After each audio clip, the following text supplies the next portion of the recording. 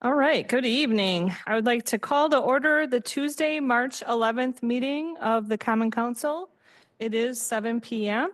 I'm going to ask our clerk to call the roll. Joanne? Mayor Kim Smith, Here? Sean McAllister, Here. Dan Stevens, Present. Stephen Knott, Present. Mike Milky, Here. Larry Jurassic, Present. Diane Wolf. Here. Okay, we are all here. Please rise for the Pledge of Allegiance. I pledge Allegiance to the flag of the United States of America and to the republic for which it stands, one nation, under God, indivisible, with liberty and justice for all.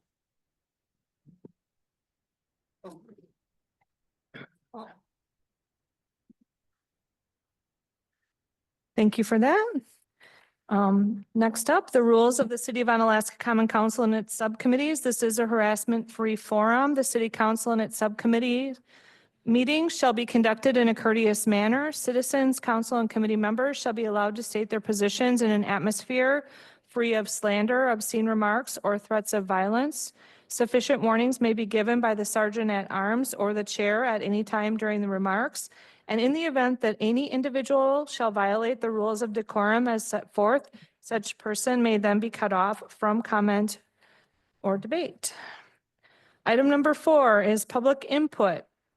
At this time, if any member of the public would like to address the Common Council, now is the time to do so. Please come up to the podium, begin by stating your name and your address, and please limit your comments to 3 minutes. Would anyone like to address the Common Council this evening? Please come forward. State your name and your address. And welcome. My name is Jeff Ziliaks. I'm not sure what item I am, number N, I think it is on the agenda tonight. 412 Oak Forest Drive is the address. We're seeking to subdivide it into 2 lots. The existing lot runs from all the way from Oak Forest Drive all the way back to Keller Court. And we just want to take a half acre off of that lot and sell it off. I've retired, so I don't need that parcel anymore and would like to sell it. I guess the thing that I'm asking for is that number 9 on the conditions of approval for the water and the sewer lateral to be put in before the CSM is given. I don't know if one of the neighbors back there will buy the property, which if that's the case, they won't need sewer or water. Or I don't know where to put it because I don't know what the development's going to be. So I'd rather have that on along with all these other things that are already put on for the building permit for whoever buys it. So that's all I'm asking for, I guess. Okay, thank you, sir. Okay, would anybody else like to address the Common Council this evening, including any online viewers?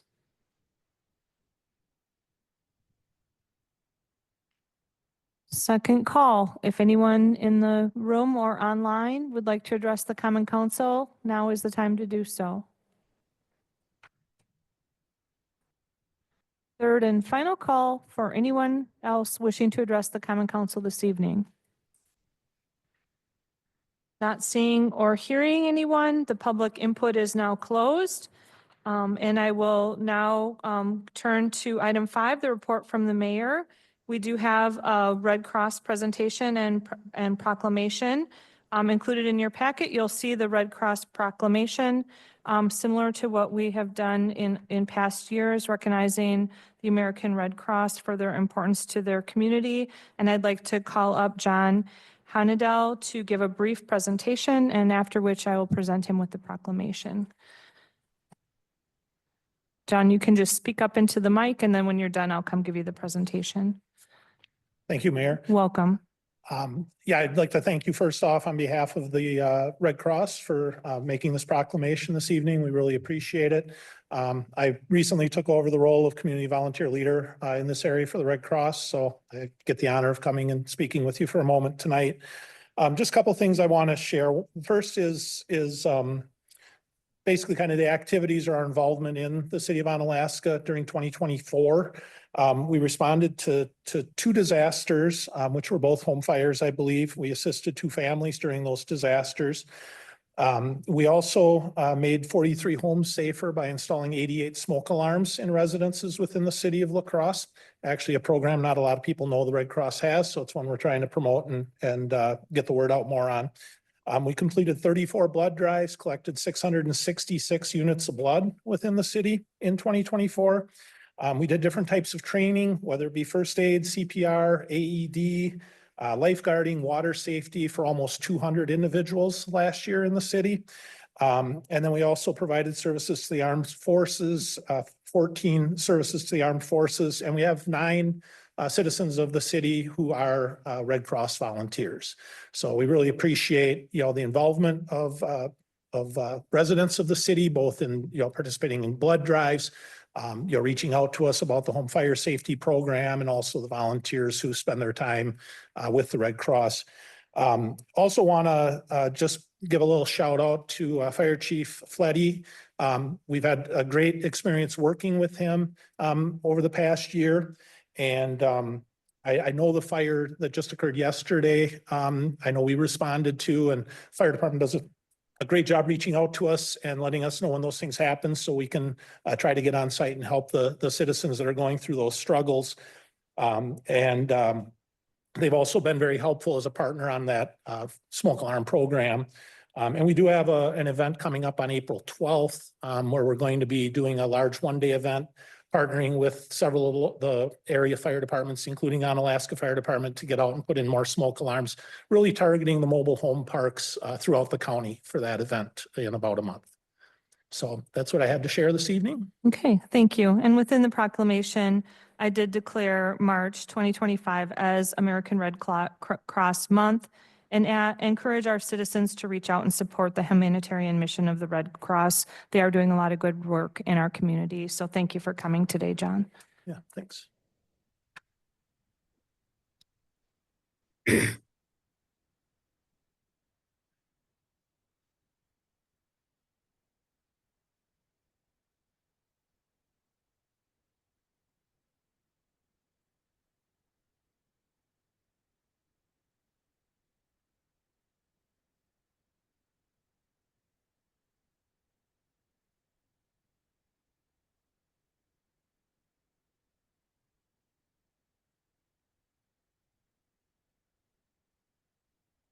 Okay, next up on our agenda, we're going to move to item 11B, which is moving up an item from the city administrator report, and I will let Rick Niemeyer, our city administrator, introduce this item. Rick? Thank you, Mayor. As indicated in your packet, this is a presentation this evening from about a program called Grow Solar. So online, we are going to have Jeff Schneider and Corey Zeman from Midwest Renewable Energy Association, which is MREA. And also here in person is Charlie Handy from La Crosse County. So I won't go through and explain what the program is. I'll let them do the better work at it than I will. But this is a program that is going on within La Crosse County. The goal is to make solar more affordable for residents. They are going to be requesting the city of Onalaska to become a partner, or at least consider becoming a partner, and they'll explain what that is all about. So I will turn it over at this point in time to Jeff and Corey. Oh, and just I did print off the portion of the PowerPoint that you have in front of you. So as they go through their slides, that's the word I was looking for, you can follow along with those as well. Great, thank you. Can everyone hear me? Jeff and Corey, can you hear us? Yes, can you hear me? We can hear you. Can you hear us, folks?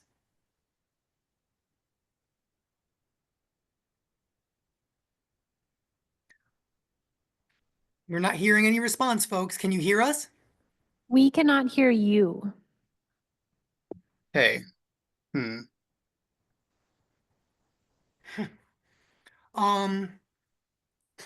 can hear you occasionally. Is anyone speaking now? Apologies.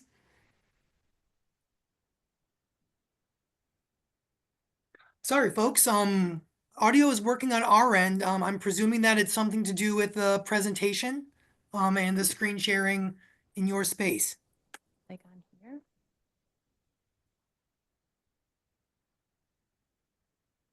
Corey, can you hear me? Yep, I can hear you. Can you hear anything from the Onalaska folks? Yeah, I heard some discussion about maybe turning on a speaker or something. So Oh, well, I hear you perfectly well, and I heard them perfectly well before. Oh, yeah. all right. Yeah, we're very ready and willing to share these slides, but unfortunately, it doesn't sound like anyone can hear us on the other end. No. We now see the screen. Oh, now it's gone. All right. Can anyone hear us? Please respond if anyone can hear us on the other end.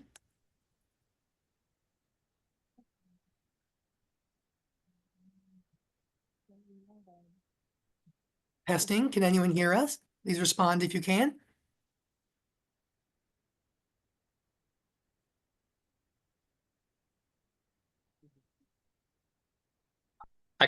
If it helps, I can still hear you. But Okay. Yeah, I mean, it sounds, I'm curious if they can hear us, it's not very well, or if they can't hear us at all. So it's too unfortunate that this has happened. At the Hopefully, risk of stealing the thunder of the presentation, presenters online, I can maybe fill some of the pregnant silence, if you will. Go ahead. Just start by introducing yourself for those of you who may not know you. Okay, so my name is Charlie Handy. I'm the Community Development Manager for La Crosse County. The county is working with a number of sustainability and climate action issues. We've had a climate action plan since 2009. We're in the current process of updating that plan. So this Growth Solar project and a solar group buy, which is kind of what we're talking about, is one of those items in the climate action plan for the future for the county. We hope to do it this year. The city of La Crosse is also participating in this process. We did this process once before in the year 2020, and that's what I'll mostly speak to tonight because that's my experience that I've had with this. And the gentleman from MREA will, if they can, give a presentation on this one. So the solar group buy is basically, there's not an investment financially, locally. The investment is really in advertising and marketing and support, right? To make sure that our residents feel comfortable that this is something that's supported by our communities. It's not, there are so many scams and things that go on that people feel a little bit intimidated by some of these processes. And so if we're involved, it gives us as staff a chance to kind of vet through the process. MREA has been a great partner through this for the last 5 years plus. So we've vetted them already. And what they're going to do is they're going to put together some sort of an RFP or a proposal. They'll get solar installers, actual local commercial installers, electricians, et cetera, that'll bid. And in that bidding process, they will have a price per, I'm not exactly the price per watt. or Can you hear if me? it's a price per panel, something like that, that will be in the RFP. And that way then our residents of our communities, our municipalities within this solar group buy organization will get that price. And so the contractor, the business owner that bids on this will give a better price because it's a larger project than if they're just doing one for one individual homeowner. We are not requiring or requesting even that anyone consider solar. This is for the people that have already decided they want this, right? So whatever position your residents take as far as solar goes, that's up to them. But this would give them an opportunity to get it at a better price. What I would say from our experience in 2020, we didn't have a significant number of people that participated. It took a little bit longer to go through the process. People were maybe not as comfortable with a government-run process, if you will. And so we only had less than a dozen participants in 2020. What we did see almost immediately upon conclusion of the project is the number of permits in La Crosse County for solar projects skyrocketed, individual projects. And so the goal of this Grow Solar is to get the signs out in yards, you know, for the municipalities to show support for the residents that do choose this. And that's exactly what happened in 2020. It wasn't successful from the standpoint Hello? of a lot of residents that Is anyone there? participated in the program. It was successful from the standpoint of significant increase in the number of permits after that happened. Now, of course, we weren't the only reason, right? Solar is a good product, and people got tax credits and they just made good choices for themselves and their families at their homes. And so that's the goal of this program again. Is to advertise it, make sure people are making good choices. They get enough information about what solar can do for them, and they decide, is this a good thing or not? And we can try to get them as much information as we can through this process. And so what we would ask of the city of Onalaska is to consider participating, consider supporting this Grow Solar group buy, and then also consider different ways that you can advertise to your residents about this program so that the ones that do choose solar as an option for themselves see that there's support, that this is a good program, that it's not a scam. Testing, testing. Can anyone hear us? Thank you so much. Thank Do you, the- Charlie. And do the- Mayor, Oh, go ahead. I've been emailing with the individuals with Jeff and yeah, they're just waiting to see what we can do. The alternative would be is I can get them on the phone, maybe put up to a microphone and they can explain the slides and give their information that way if that works as well. Do the counselors have any questions? Is this something that you're somewhat familiar with or? I mean, I feel like I'm fairly familiar with it, so I don't have a lot of questions, but I don't know the level of comfort of the counselors. What are you looking for tonight, Charlie, or what is everybody looking for tonight? I mean, you looking for a commitment tonight, or is this just a first talk? Or where are you at Well, in the process? I mean, we would love a commitment tonight, but that's really up to you. It's where you're at in your process. So if you got enough information, if you feel you have enough information, a decision of support would be obviously awesome. We would love that. But if it's going to take you a little bit more time to consider, you know, I believe we probably have another month before we go through this process. Maybe that's a question for MREA where they're at in the process and what kind of a timing that they need. But it's really mainly so that you have enough information to make a good decision. All right, Alder Knott? Yeah, I would like just a little more information, not a lot, but there is a cost because I'm looking at what they're looking at from us. Basically, there's some staff hours that are being involved in this and are talking about website, answering questions, promotion, and I'm not sure what it entails with the bullet that says assist with selecting locations and co-hosts. I don't think there'd be a lot of staff hours, but I'd like to know how much it would be. Because that is a cost. We would be having to take staff hours off our staff to do some of this. Do you, Can you hear us? Can you hear us? Hello? Hi. Can anyone hear us? Are we audible? Hold on.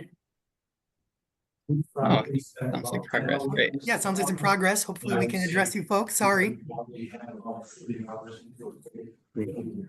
I did send Rick my number as well, so if we need to do Yeah. that. I'm looking I at can hear calling him through in. my computer, But not. but not through the system. That's what I'm trying to figure out. Ah, Okay, all right. Glad we have a,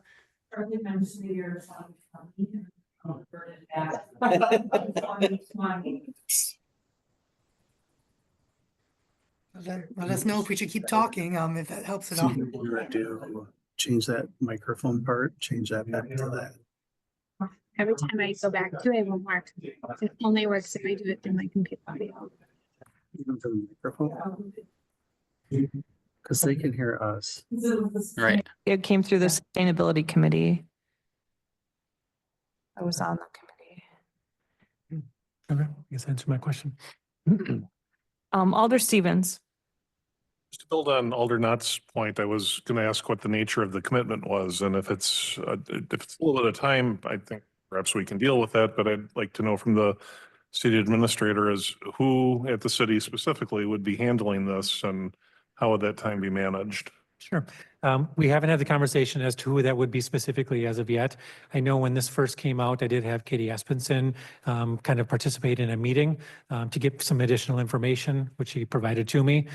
So that is something within staff we would talk about who would be best.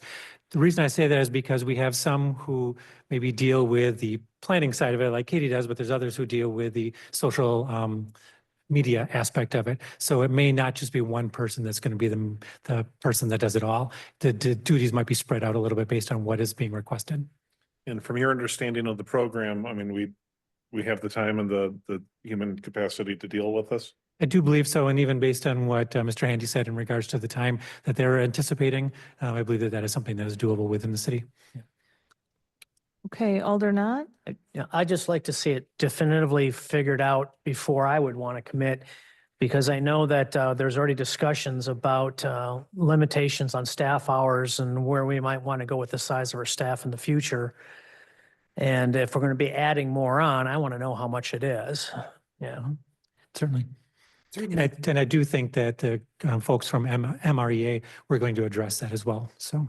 Yeah. Yes, we certainly were. Can I, unless you're close to having, can I suggest that we go on with the agenda? Unless someone has a specific question that Charlie could answer. We do appreciate you having you here today too, really. Good to see you again. Okay, so we're going to go on with the agenda, and if something changes with the technological challenge, let me know and we can go back to the topic if everyone's okay with that. Okay, so now I'm going to go back to the agenda on track here. Recommendation for approval and/or possible action from the following committees, commissions, boards, or officials. All items listed under the consent agenda are considered routine and will be enacted by one motion. There will be no separate discussion of these items unless a council member requests removal, in which event the item will be removed from the consent agenda and considered in the order of business in the non-consent agenda. Are there any items the councilors would like removed from the consent agenda? Alder Stevens. I'm not sure if it really warrants discussion or not, but because we had somebody come here, let's pull item N off. And then I can ask Katie for some follow-up questions. Okay. Are there any other items the councilors would like removed from the consent agenda? Okay, I'd like to hear a motion then regarding the consent agenda. I will move that we approve the consent agenda. Motion on the floor by Dan Stevens. It's been seconded by Sean McAllister to approve the consent agenda. All those in favor, please say aye. Aye. Any opposed, say no. The consent agenda has been approved. Moving on to the non-consent agenda, item 7, a recap of items pulled from the consent agenda. There was one. It was item N, which was approval of a certified survey map application to subdivide one parcel into 2 parcels. The reason this was pulled, this did pass at Plan Commission, was due to citizen comment. Katie, would you like to? I can actually take it. Okay, go ahead, Jared. Thank you, Your Honor. So this CSM is on the end of Keller Court. The CSM is breaking off one residential parcel off the back of a commercial parcel, better known as the Marine Land site. So the Marine Land store that has recently, as the individual stated, retired. Any residential lot within the city that is subdivided in a CSM or a plat, we have typically required a water and sewer lateral to be installed for that lot.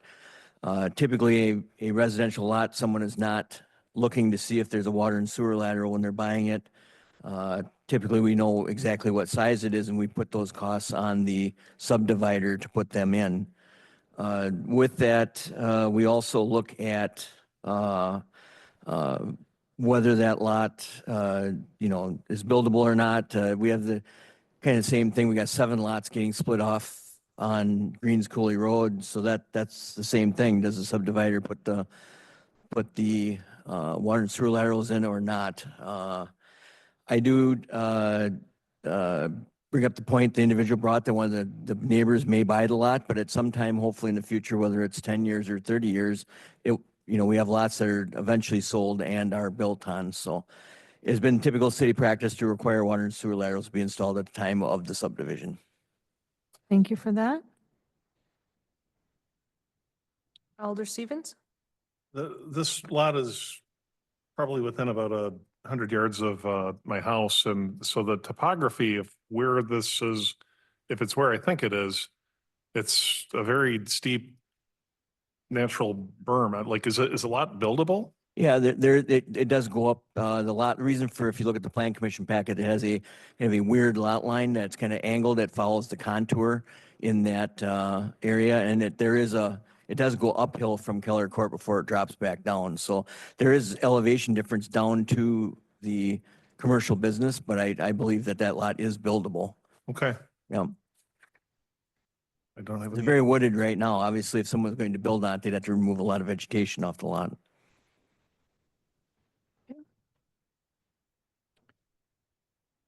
Okay, any other questions? Otherwise, we'll have to have a motion. The recommendation from the plan commission was to approve. I'll move to approve item M on the certified survey map, subdividing one parcel into two parcels at 2614 Midwest Drive. Sorry, did you say M? I think it's N N is in Nancy. or not. Oh. Okay, I got the wrong subdivision. I got it. So I'll withdraw that. It's to approve the certified survey map of subdividing one parcel into two parcels located at 412 Oak Forest Drive. Second. Okay, we have a motion on the floor by Alder Knott. It's been seconded by Alder Wolf to approve the certified survey map as described in item N on the agenda. Is there any further discussion? All those in favor, please say aye. Aye. Any opposed, say no. Motion is approved. Thank you. Item number 8 is regarding the Finance Committee. I'll turn it over to you, Sean McAllister. Thank you, Mayor. Item number A. Sabrina? Thank you. So I don't know, can we hear Brad? Hi, I'm Brad here. Magoo Can you is hear me? online. If not, I will run with it. Hello, Sabrina, can you hear me? Hello, this is Brad. Testing. Bad night to have this. No, that's okay. So sitting in front of you, in your packets tonight is the final, pricing summary. So the notes did get sold on March 6th. So just last week, the true interest cost is 3.64%, which is better than what was projected. We had projected 4.23% back in February when Brad came and gave his presentation. Also in here is just the general obligation financing illustration for the community center separately compared to the other CIP projects. And then the enterprise funds.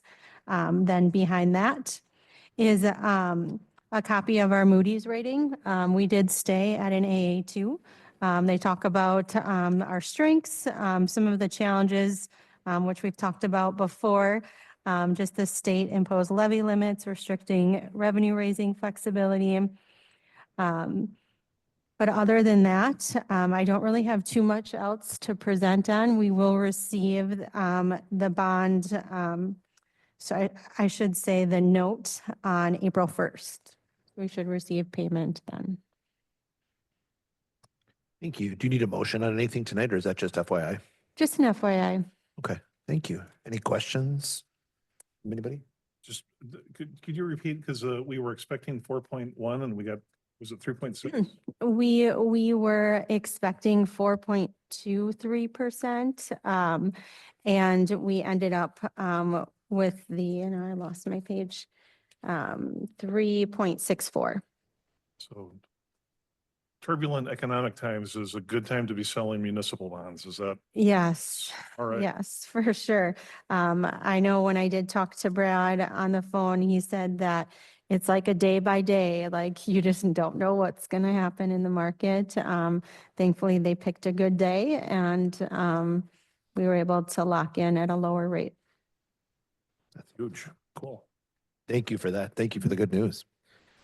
Item number B is vouchers, and I'll make a motion to approve the vouchers totaling $18,774,576.53. Second.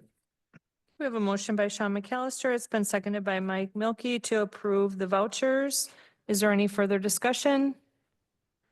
Oh, Sabrina. Thank you. I would just add, the reason the number is so high is because we did have to make out checks to the other local municipalities for taxing entities for the January settlements.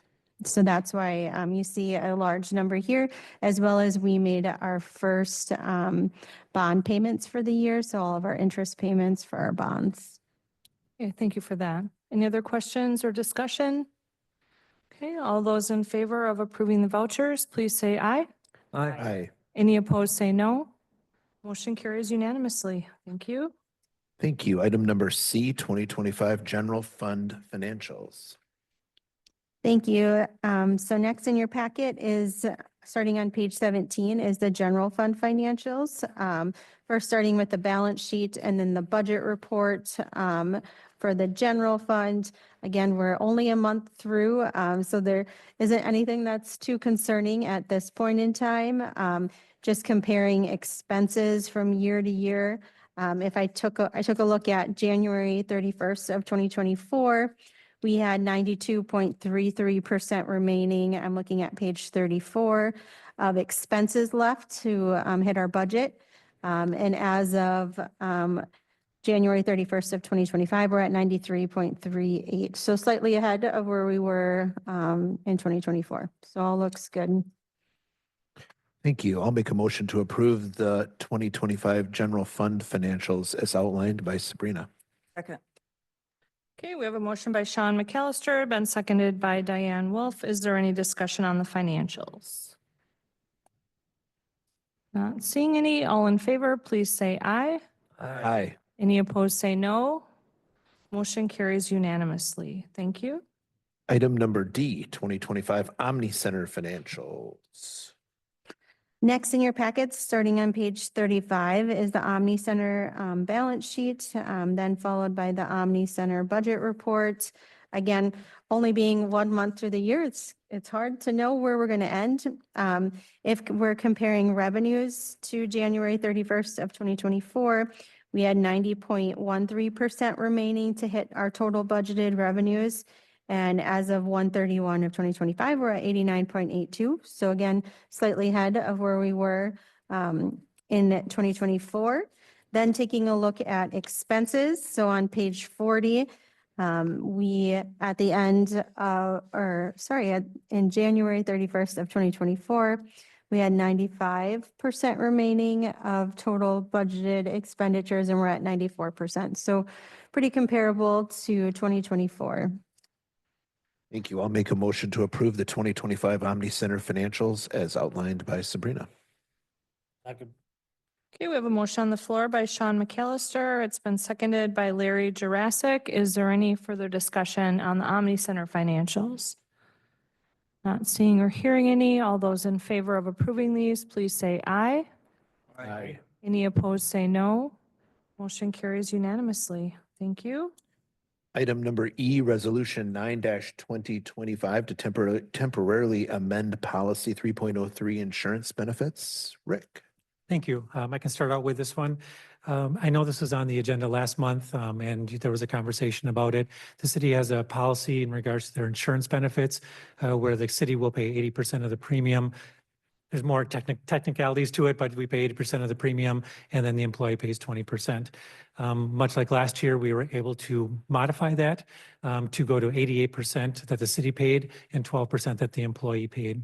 Those were for regular full-time employees. For regular part-time employees, generally the city would pay 50%. And last year, and again this year, recommending you go to 54%. Over the last year and probably even a year and a half, there's been a lot of conversation regarding recruitment and retention around the city and what are some tools that we can utilize.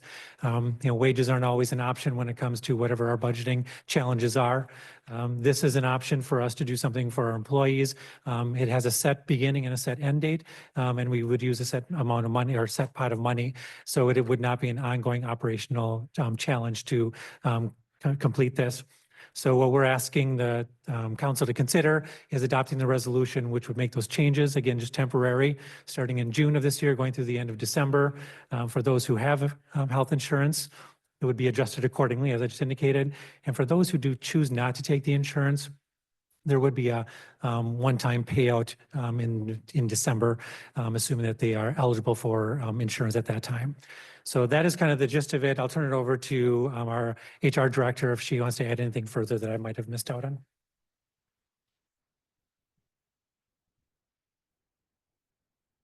Thank you. So right now we have 113 of our employees are eligible for health insurance. So the city typically has over 80% enrollment in health insurance. So this is a very major benefit that employees are, have come to enjoy. So this does affect all of our employees in some fashion or another. Right now, with those 113 that are eligible, 92 of them are enrolled in health insurance, whether it be a single plan or a family plan. Keep in mind that this is not a fixed number. That number does change each month based on turnover, based on qualifying events that may allow an employee to now enroll in health insurance, or a qualified event that would now change their health insurance, go from a single plan to a family plan or vice versa. So again, this is something that does change each month.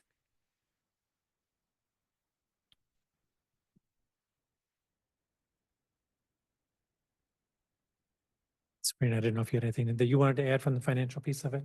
We did run some rough numbers, just to have kind of a projection of what this would cost, which is why I recommended the 100,000 be set aside at last month's meeting. For the general fund or levy supported funds, it would cost about 85,000. So anything between that 85 and 100,000 that wouldn't be used, we would put back into undesignated reserves in the general fund. And then for the enterprise funds, it would cost about 38,000.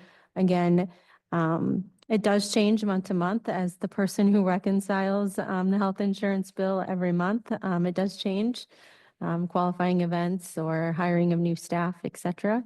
So it's really hard to put an exact number on that, but I feel confident with the 100,000 that we did set aside in the general fund that we would be able to make this resolution happen. Okay, would we want to put a motion on the floor for discussion, or are there questions before we do that? Turning to the council. I don't think we have a motion on the floor. I move to approve resolution number 9-25. But also as part of the motion that by year end, whatever the difference is between what we spent and the $100,000 that was set aside does go back to the general fund reserves. I'll second that. Okay, we have a motion on the floor by Diane Wolf. It's been seconded by Sean McAllister. Discussion. Stephen Knott. Yeah, I'll go ahead. I'm going to go ahead and support this resolution this year.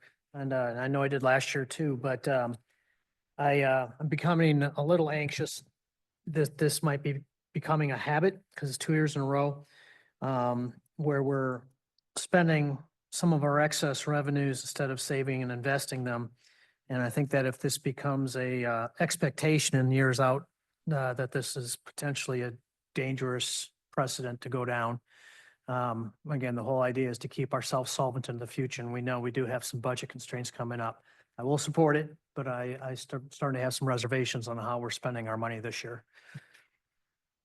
Okay, thank you for that. Any other discussion? Alder Stevens? I think when we had the discussion at F&P, we could just say ditto for what Stephen had said. So we did want to kind of put some safeguards on, and the city administrator addressed that it was very clear that this was not a forever thing, and don't count on it for next year. Maybe it'll happen, maybe not, but I share the concerns. And on the other side, if I just did my quick math, and I could be wrong, I think we just saved over $500,000 over the next 15 years on the bond rating. So feeling a little bit better about that, but the counselor's point is well taken. Okay, any other discussion? Motion on the floor is to approve. All right, let's see, Alder Wolf. Thank you, Your Honor. I had mentioned last month's meeting that I would save my comments from last month until tonight, and I've questioned until right now that if I was even going to address this, and I might as well. I agree with previous two alders' input. I think it's great if we can assist employees.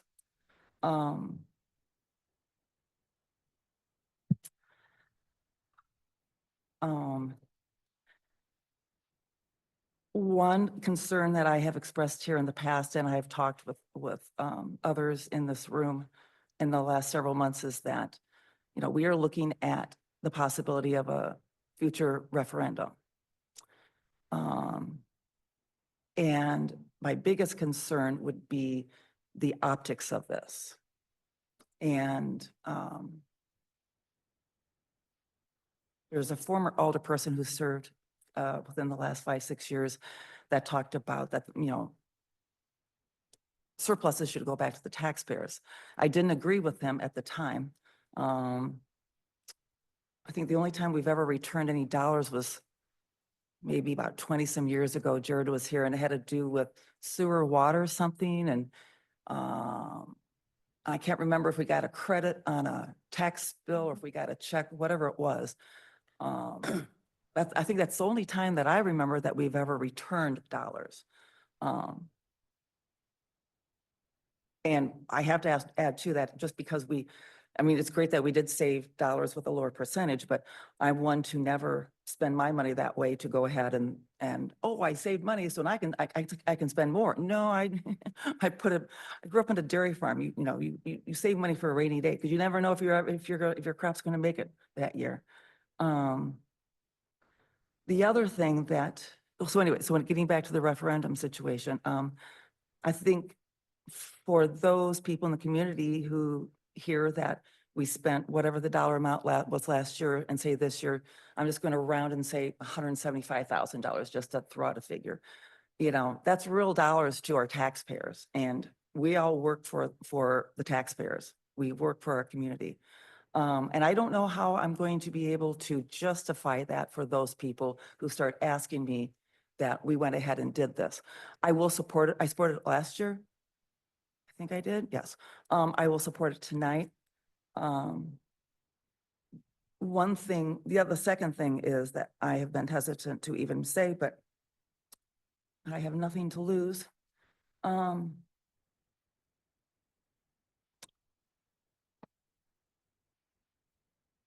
This is being listed as per the resolution, that this is recruitment and retention. And all I will say on that subject is that if any of us sitting up here thinks that throwing $85,000 at to pay more of the city side of the premium is going to be your cure-all, it is not. Because there's a whole lot of issues here why people are leaving City Hall. Those issues need to be addressed. I'm not the one to address them, because that is not my position, and I am staying in my lane where I belong. But I'm just making you all aware that I don't want any of us leaving here tonight thinking, oh, we go ahead past this, everyone's going to be happy. No. I firmly believe that the culture and the tenor of City Hall has improved greatly in the last year and a half or so.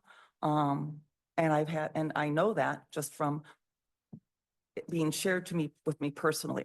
at all levels of City Hall and all departments.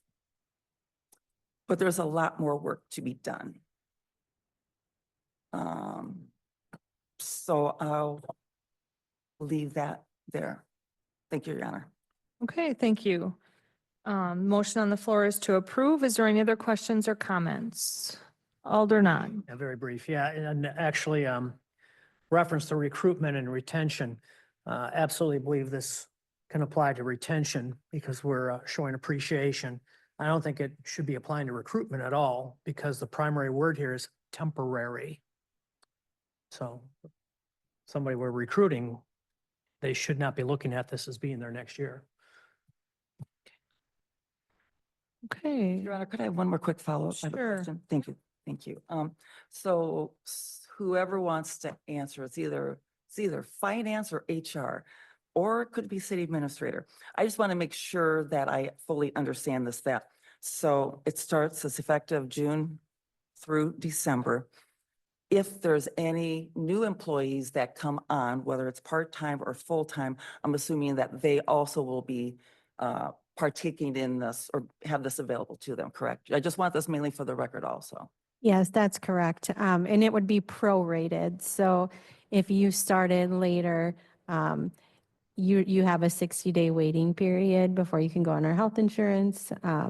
So yes, it would also apply to them. And if they did get hired in June and they became insurance eligible in August or whatever it may be, then and let's say they didn't take the health insurance, then they would only be eligible for the payout of the months that they were here. That makes sense. Thank you. Mhm. Amy wants to say something too. Yep, just to echo what Sabrina said, our newly hired employees become eligible first month following 60 days. But then also with qualifying events, people are able to make those changes throughout the year with those qualifying events throughout the year as well. But again, all of that is, based on their eligibility dates and then whatever rate is in place for that particular month. Thank you both very much. Okay, any other questions, comments, whatever? Rick, did you want to say something? Oh, well, you were holding out I thought you were flagging me down. In case there are any further questions for you. Not so subtle. Okay, the motion on the floor is to approve resolution 9-2025. Answer when your name is called. Joanne? Dan Stevens, Aye. Stephen Knott, Aye. Mike Milky, Aye. Sean McAllister, Aye. Diane Wolf, Aye. Larry Jurassic. Aye. Okay, motion passes unanimously. Thank you for the good discussion. Sean, item F. Item F. Is that you, Rick, or? It is not. I think it's Oh, Chief. Chief. Chief. Sorry. Welcome, Chief Ashbeck. Thank you. Yes, before you is our annual request for the Cooley Region Task Force Safety Grant from the DOT we partner with. Town of Campbell is the agency that administers the grant. Technically for all of us, we submit our numbers to them and get reimbursed through that. Before you, this packet is actually the 2024 packet because she has not received the 2025 packet as of yet, but typically this starts usually in late April or May. So we wanted to get this before you for approval. The only hiccup that I will bring up this year is that the DOT has reached out to Chief Stratman to let her know that the funding has been paused. And so we're not 100% sure if this is going to go through or not. They still encouraged her to apply just in case the funding does open up. And so we would be good to go. But I thought it was still worth seeking approval in case it does open up and we can just move forward as normal. But I just wanted to let you know there is that possibility that it may technically not happen. Thank you for that, Chief. Okay, hold on here. Okay, Alder Wolf.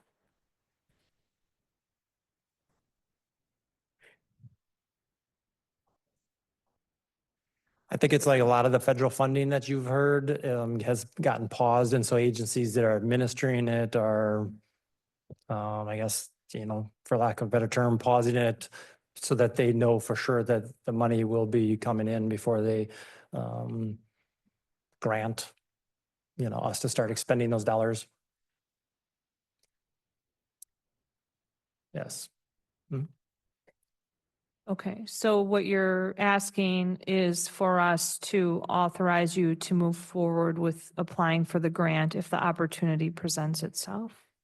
Correct. And if it does move forward and then I get the 2025 documents, I will look through. If there are any changes from what you see tonight, I'll bring that forward for your approval. But essentially, it's been the same document for many, many years in a row. So I wouldn't anticipate any changes, but I guess I don't know. This year might be a weird year. Okay, what's the pleasure of the council? I'll move to approve. Okay, we have a motion on the floor by Stephen Knott. It's been seconded by Larry Jurassic. Is there further discussion? Alder Wolf.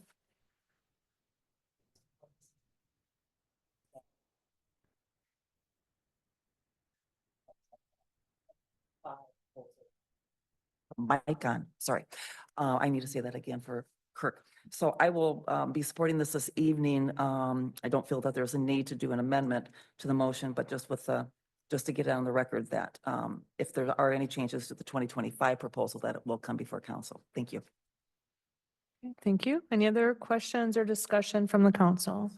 Motion on the floor. Okay, Mike? I just have a quick question for Chief. Mhm. Is this something, I guess, is there like a certain time frame this runs? Sorry, I'm not as familiar with the program, but just curious, is it like a certain months? Is it? Yeah, typically over the summer period, and there's X amount of dollars, and so they divide out certain days of the month, and then we all coordinate. So all of us agencies are out enforcing it typically on those same days is what they prefer. So it just depends on how much money there is granted, and that will tell us how many days each month we'll be able to be out there. Okay, thank you. Okay, motion on the floor is to approve. All those in favor, please say aye. Aye. Any opposed, say no. Motion passes unanimously. Item 9, Administrative Committee, Alder Wolf. Thank you, Your Honor. Under 9A Administrative, a amplified device permit for a variance to the noise ordinance for a band to perform at the Omni Center until 11 p.m. on Saturday, March 22nd. As everyone knows, A&J did not meet last week. There was very few items on the agenda. And so this is coming forth with no recommendation. But I will, at least from a formal committee, but I will make the motion to approve item 9A as per the agenda, and I reserve my time. Second. Okay, we have a motion on the floor by Alder Wolf. It's been seconded by Alder Knott. Under discussion, Alder Wolf. Thank you, Your Honor. So if Joanne would weigh in on if there's anything we should know or any concerns or. Thank you. All amplified device permits that are asking for a noise variance past 10 p.m. need to go before the council for approval. So the Omni Center does have hairball performing. They are looking at potentially ending between 10:15 and 10:30. However, the request is to go to 11, just in case there's a delay in the schedule. Thank you. Thank you. Any other questions? Alder Jurassic? Yeah, is this event, isn't that an indoor event? Correct. It is an indoor event, but they are anticipating that it'll probably be loud enough that we wanted to err on the side of caution and get the permit and the approval of the council. Okay. Okay, any other discussion? Okay, the motion on the floor is to approve. All those in favor, please say aye. Aye. Any opposed, say no. Motion carries unanimously. Thank you. Item 10, Judiciary, Alder Knott. And as Diana mentioned, we did not meet last week, so this was the second item on the agenda. So it's coming forward with no recommendation. It's for ordinance 1808-2025 to rezone a parcel of land located in section 16, township 16 north, range 07 west in the city of Onalaska, La Crosse County, Wisconsin, from heavy industrial district I2 to community business district B2. And I will go ahead and make a recommendation to approve. Second. Okay, we have a motion on the floor by Stephen Knott. It's been seconded by Diane Wolf to approve ordinance 1808-2025. Is there any discussion? Okay, not seeing or hearing any. It's an ordinance, so answer when your name is called. Mike Milky, Aye. Sean McAllister, Aye. Larry Jurassic, Aye.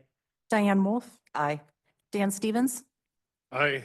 Stephen Knott. Aye. Okay, passes unanimously. Thank you. That brings us to item 11, City Administrator Report. Turn it over to our City Administrator, Rick Niemeyer. Thank you, Mayor. This report does encompass the last 2 months since I was not able to be here at the February meeting.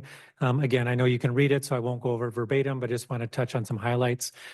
So this week was the launching, I believe it was this week, of the new Public Service Request Portal. It's an app that it gives an opportunity for residents when they're out and about around the city to report any kind of issues or problems that they encounter. They can essentially drop a pin where it's at. The appropriate person or people will get notified of the situation and it can be handled from there. So just an opportunity to be able to streamline the process for residents. It was part of our website design. So this was included. We just needed to get it in place before it could be launched. Community center construction continues to move along. A number of things are being installed. Sensors have been placed on the gym floor on the concrete to monitor the moisture, so they know when it's appropriate to apply the floor or put the floor down in the gymnasium. You may see some furniture around City Hall soon, as some of the furniture for the community center will be delivered and we'll need to store it here in various places around City Hall. So if you see a couch somewhere, I don't know if it'll be open to sit on, but it is just going to be there temporarily until we can get to the community center. One of the items I wanted to point out was, I had mentioned this previously, that there were a group of 13 staff here at the city that took the Leadership Action Series program. That was a program that was put on by CIVMIC. Andrew Taylor was our facilitator for that program. I included that particularly in there, as you'll see that there was an email that was sent from Andrew to the mayor commending those who had taken the program. It was a 10-session program. Each session was an hour and a half. Our last session was what we call a capstone project, where we had to work on a project and give a presentation to the rest of the group as well. So anyhow, I just wanted to put that in there because I thought it was a really nice kind of shout out to the staff that we have here at the city and the dedication that they have to the city.